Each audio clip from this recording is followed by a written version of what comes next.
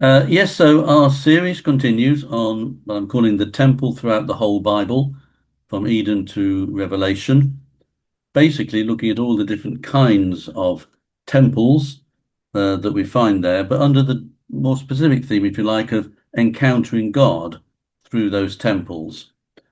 And the inspiration behind it is that Paul refers to us as the temple of God. So we are heading towards eventually what it means for us as God's people today to be the latest temple in his whole series of temples and what that means in terms of eternity and so on. So yes, last time we looked at Moses, we saw how he had several encounters with God. And one of them, when he went up the mountain on one occasion, was to receive instructions for the making of a sanctuary to be known as the Tabernacle. And so we're going to focus on that today because the Tabernacle it's definitely one of our series on temples because we just had read, haven't we, that God said, have them make a sanctuary for me and I will dwell amongst them. That's the essence of temple language. The word sanctuary is going to become increasingly important. And in fact, looking ahead to us as the temple of God, when we get into the Greek text, we'll find that Paul is really saying we are to be a sanctuary for God, not just a temple. He's used the word sanctuary. And this is how men are to encounter God. Now, we're not going to do a full study, of course, on the tabernacle. There's so much you could say about it, and there's so many more resources. So, as always, we're looking at the key points that fit into our main story on this.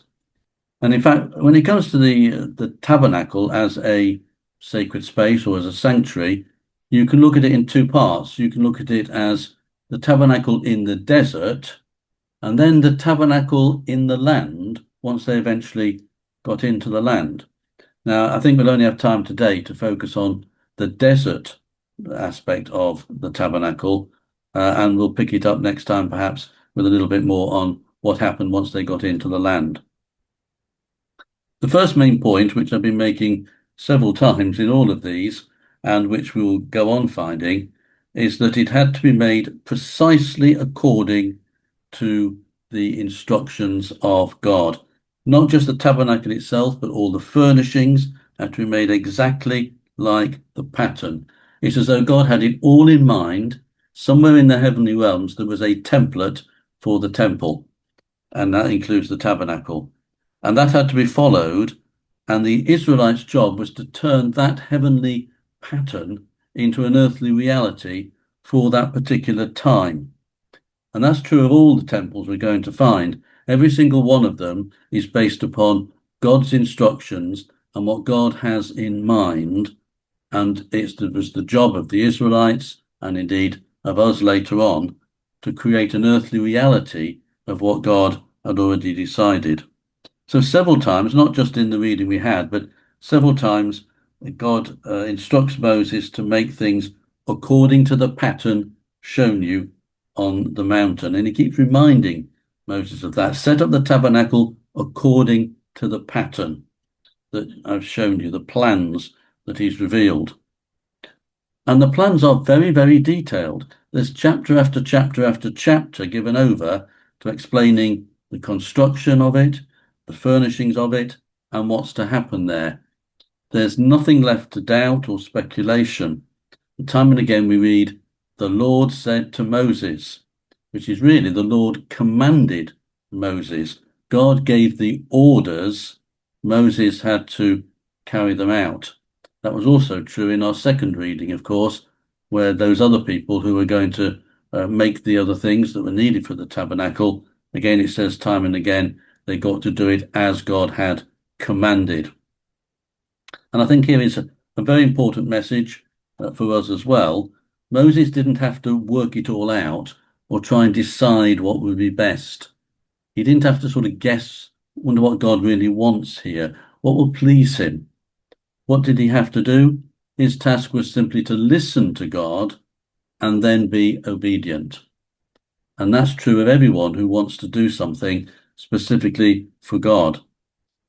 to sum it up, if you like, it was instruction before construction. And we're going to find this again with the other temples, and also, I hope, with us as the new temple of God, the sanctuary. Before we do anything for God of any significance, we need to listen to him to get his instructions. We need to find out his plan and then make sure we don't divert from it. We often try, don't we, and offer God our plans and hope that he will bless them, or we try and get ahead of God. When it comes to the church, who said he would build it? Jesus did. That's what we're heading towards. Jesus said he would build his ecclesia. He alone has the plans for it.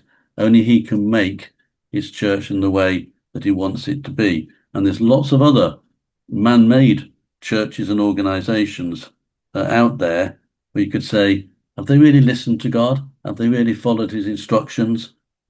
Remember, there's meant to be no doubt, no speculation, no need to guess.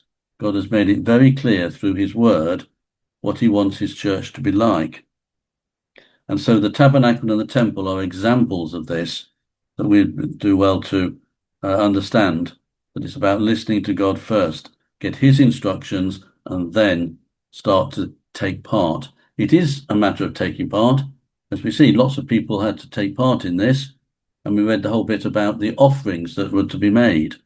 And that's where we come into this. We make our offerings to God, but it has to be within the instructions that he's given to us. So that'll be a continual point, and a good point for discussion is, are we letting Jesus build the church according to the way he wants, and then are we taking part within that? So when it comes to the actual tabernacle itself in the desert, I think certain questions are very useful. What did it look like? What did it actually contain? And then what was its purpose? Or in other words, what can we learn from that? How did God make that his dwelling place among his people? Now, something we said before, and again will be repeated, is that all these temples or sanctuary-based structures seem to have the same sort of threefold, or what we call tripartite, in three parts to them, where there's an outer court, an inner court, or a holy place, and then the innermost place, the Holy of Holies. So this threefold structure is going to be repeated in the temple, and there's already, we've seen part of what God has done before. Now, you may have a good visual memory of what the temple was like, but I'm going to try now and show you some pictures. I'm not sure I've actually shared this yet.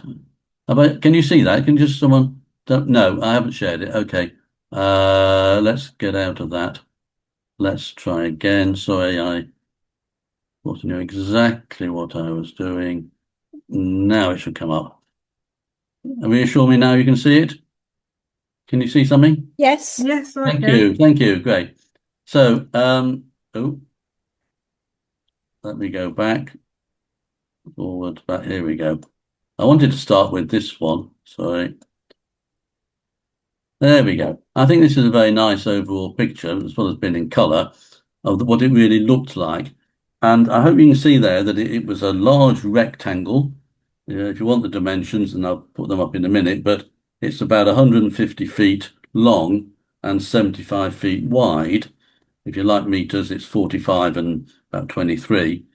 First thing you notice is the whole thing is open to the sky, open to the elements, but it's got a boundary. All these poles or posts and all the sort of curtains, if you like, linen-based curtains that were hung up in order to act as a boundary of the whole area. That's the outer court. The point is you couldn't just wander in. You had to enter it in the right way, which is from the east through these specially designed curtains, which allowed you to go in. And there's the whole of the outer court. And these were very specially designed curtains. You can read about these in various passages in Exodus. But within the outer court comes the tabernacle proper. This really is the sanctuary itself. These are the other two parts within it. This is also a rectangle.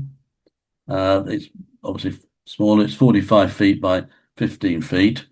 And that in itself is also divided into two parts. So this again is the whole outer court. We'll look at the items in it. And then comes the tabernacle or sanctuary itself, which is in two parts. This is the holy place, and beyond the veil is the most holy place, or the Holy of Holies. Nice. And this also is a rectangle, and it divides into two more rectangles, or in fact one of them is a square. I'm showing you this one because eventually we'll talk about how the tabernacle was set up in the midst of the people, in the midst of the camp. That's going to be an important feature of it. It wasn't put to the side in some way and you had to travel to it. It was there in the middle of all the people, the various tribes camping around it. But also what you can see here are the various items that have come up before. But there's six, oops, let's go back a bit, sorry. There are six items here, 2 in the outer court, 3 in the inner court, and 1 in the Holy of Holies. And we'll talk about those in a moment. Okay. And between the 2 inner courts here, this one and the Holy of Holies, there's a very important curtain called the veil, which was very nicely embroidered, and it had things like golden cherubim and bordered on it. Now, we said the whole thing was open, except, of course, this inner part wasn't. It was covered. That was the covered bit. And this one, this is an attempt to show you that there are 4 different coverings. There's the inner veil leading into the Holy of Holies. And this is another curtain, or veil to go into the inner bit. And then there's 4 different coverings over it. And in fact, the materials for these were listed in the offerings that they had to make, that we had read from Exodus 25. So it starts with, on the inside of it, there's a nice linen embroidered covering. And then on top of that, there's one made of woven goat hair. And then there's 2 more because it had to be waterproof. The whole thing was open, but this bit had to be covered, so it wasn't open to the elements. So the next covering is made from the skins of rams that were dyed red. And then on top of that was something even more waterproof, and translations struggle to describe that accurately. Some just say it was like durable leather. Maybe it was the skins of certain aquatic animals that obviously made it really waterproof on the outside. So I want to go back to this because, as in all of these, the threefold element of it is representing an increasing sense of holiness from the outer court through to the inner court and then through to the Holy of Holies. And this increasing holiness of this 3-part structure is shown in 2 ways. One is through the items that are placed there, and the other is through the people who are allowed to go into them. So the outer court was available to everyone. It was the people's court, if you like. The next bit, the holy place, was reserved for the priests. And of course, the Holy of Holies, the most holy place, was reserved for one person, the high priest, who was allowed to go in there only once a year as well, on the Day of Atonement. And so what are these 6 items then that we've got here? If I go back to this one, you'll see them in more detail, I think, to start with. You've got basically an altar. This is in the outer court. You've got an altar and you've got a lava or washing basin. Okay, so there's 6 items overall, 2 in the outer court, 3 in the holy place, but only 1 in the Holy of Holies. So this is the altar for burnt offerings here. And then this is where the priests wash their hands and indeed their feet before going into the holy place as well. So this is the first thing you encountered, was to deal with our sinfulness and to create cleansing and purity as you drew closer to a holy God. Inside the holy place, you also get another altar.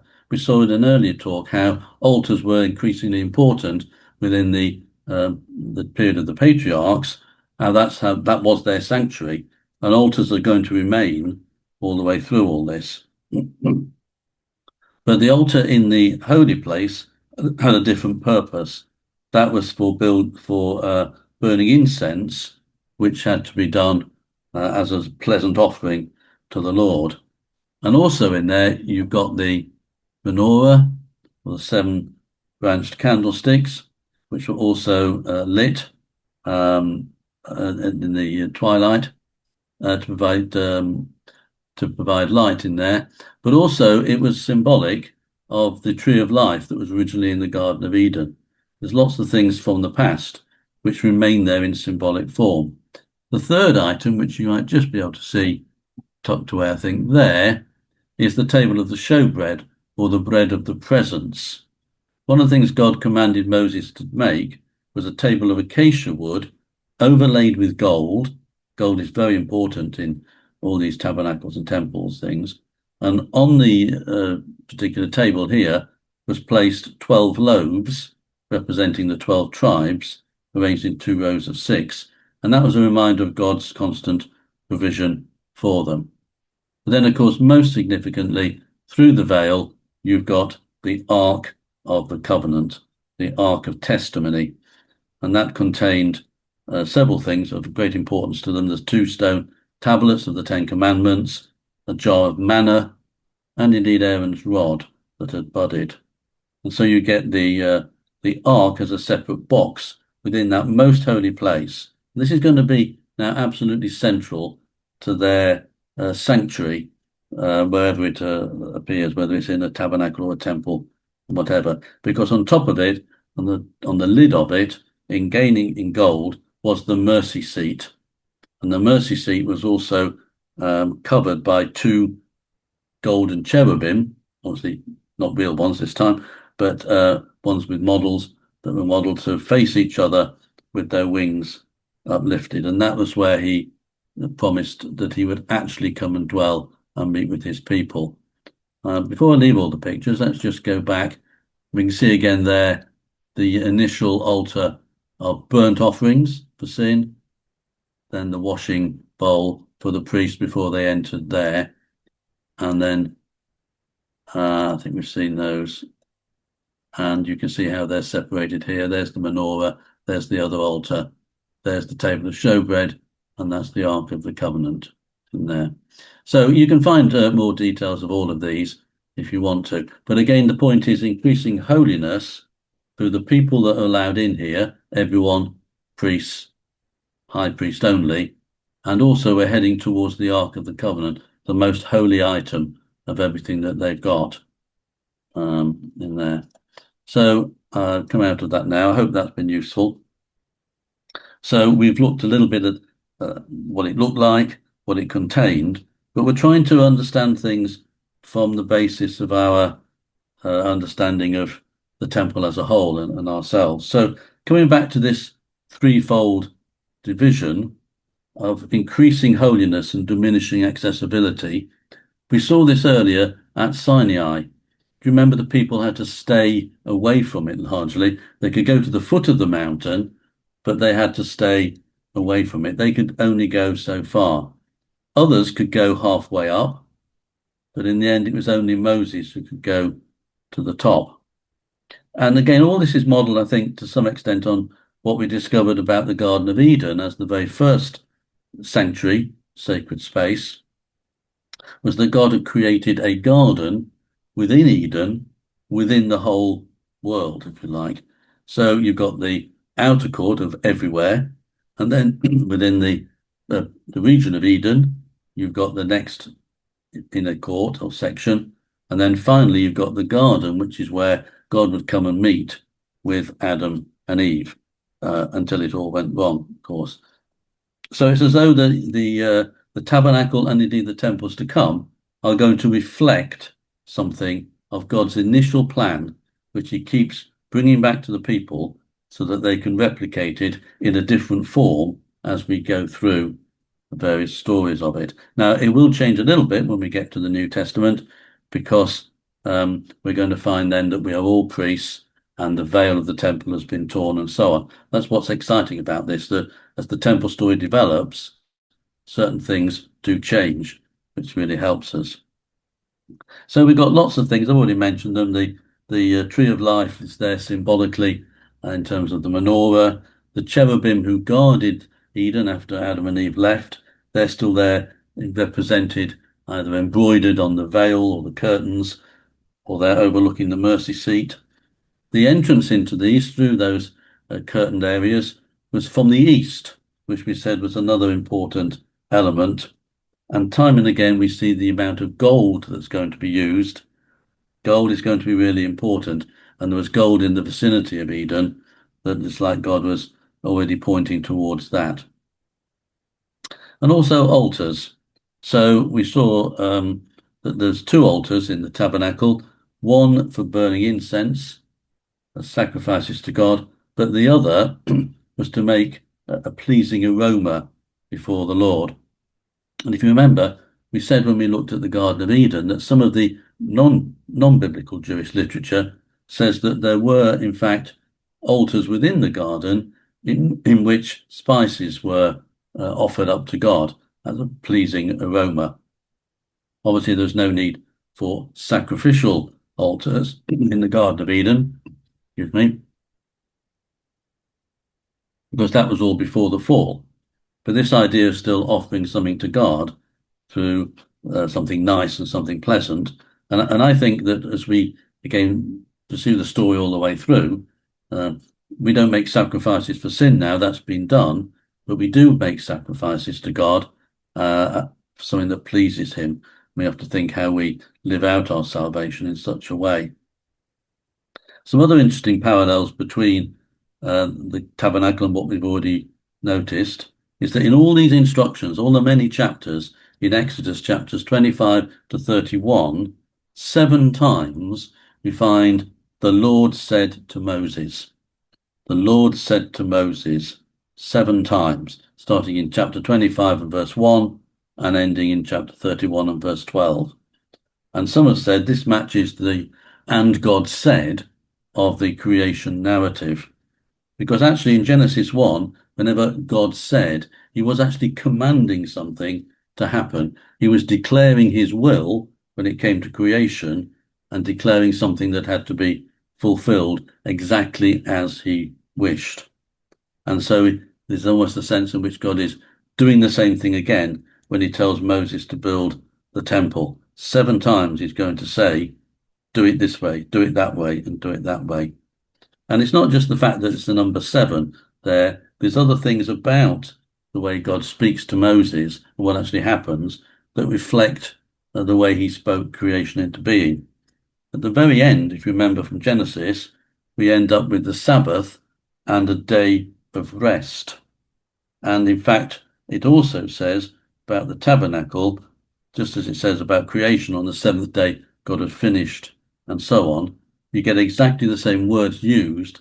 So all the work on the tabernacle was completed or finished, and Moses finished the work, and then he examined it. He inspected it to check that everything was good and done exactly as commanded. Moses inspected the work, saw they had done it just as the Lord had commanded, and then Moses blessed it and blessed them. And that's very similar to the end of creation story when God looks at the works of his hand, saw that it was all good, and then blessed it as well.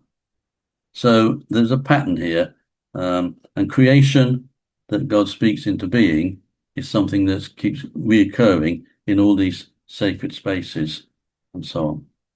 We saw as well, that's why I had the second reading, the importance of the Spirit of God, who was going to enable people to fulfill what God had commanded.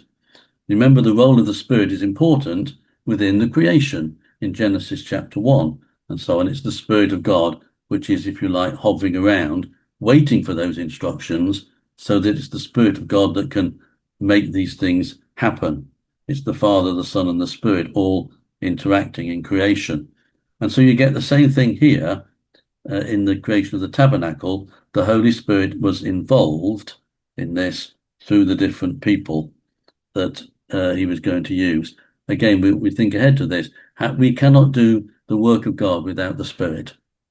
Okay, if he's going to build the true tabernacle temple within ourselves and within our communities, then we can't do it without the Holy Spirit, making sure that God's work and will is done. So one or two more quick things about the tabernacle. You might know the Hebrew word for the tabernacle. It's the word mishkan, where the consonants of the root are the sh, the k, and the n. There's a sort of prefix of mi in front, but the essence of mishkan is shekinah, which is also the basis of the word shekinah, which means the presence of God and his glory. And it's interesting that at the end of Exodus, it says, the glory of God filled the tabernacle. The Shekinah came to the Mishkan. And we'll find something similar again with the temple when it was dedicated. The temple sanctuary of God is intended to be a home for the glory of God, for the Shekinah of God. So the Mishkan and the Shekinah go together, and we'll see this again in some of our future talks. But the other thing about the tabernacle, I showed you the picture of it with all the tribes around it, is that it was meant to be a unifying center for the tribes during their time in the desert. They were being formed into a holy nation, a people set apart from God.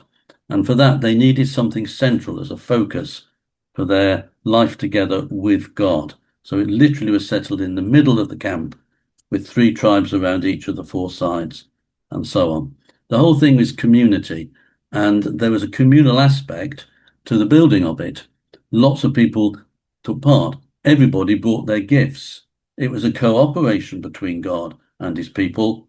God had given them the pattern, the instructions, but they provided the materials as an offering to him, and to the whole thing. Again, think about ourselves here, that we are called to cooperate with God as a community, with God at the center of everything that we do. And of course, as a tent, it reflected how the Israelites lived at that time. It had to be portable so that it could be transported whenever they journeyed on. In fact, it was God's presence in the cloud above the tabernacle which showed them when and where they were to move. The cloud lifted, they set out. If the cloud didn't lift, they didn't set out. To keep God in their midst, they had to move only then and with him. Again, another lesson on that. How often we want to say, let's move on, or let's stay put. And we're not looking at where God is going and saying, is he still in our midst in all this? So the tabernacle was going to be a visual reminder of the living God in their midst for centuries. It showed that a holy God was prepared to live amongst them, even while sin and idolatry remained a problem. He was accessible, but only in certain ways. So God's ultimate aim is to restore the fellowship and intimacy of Eden, and this was a step on the way, not the final solution, just one part of our temple-based story as we head towards what's going to come later. But a significant part. It's got so many of the details, so many of the features of what we've had up to that point, and what we're going to find again in the temple, the physical buildings, and indeed the temples not made by hands that we are now part of. So that's the temple. That's the temple in the desert. There is another aspect of the temple, what happens when they moved into the land. And I'll pick that up briefly next time as we're then heading towards the very first big stone building that was going to be built for God to dwell in the midst of his people. But that's that on the tabernacle.